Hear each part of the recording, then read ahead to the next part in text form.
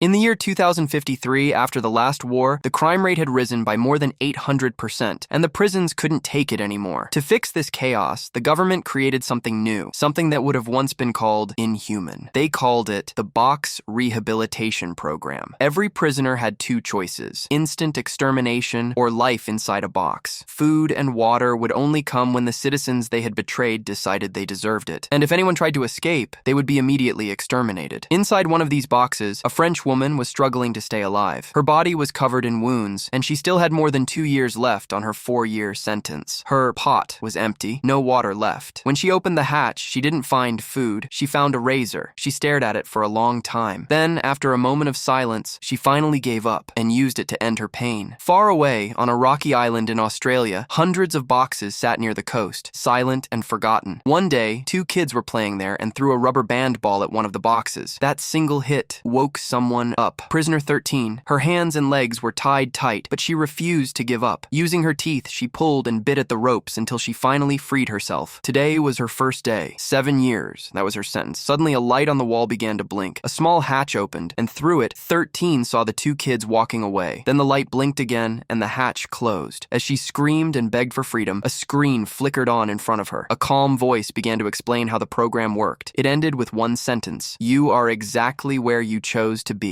13 broke down. She cried, screamed, and punched the walls until her hands bled. Exhausted, she finally collapsed and fell asleep. Hours later, the hatch opened again. 13 rushed to put her pot out for food, but nothing came. Desperate, she started searching every inch of the box, hoping to find a way out. But when she touched one spot for too long, a sudden shock ran through her fingers. Still, she didn't stop. She kept searching until there was nothing left to do. Time passed slowly. The silence became her only enemy. With nothing else left, 13 began scratching the metal walls with her nails, the only sound left in her world. For part 2, like and subscribe.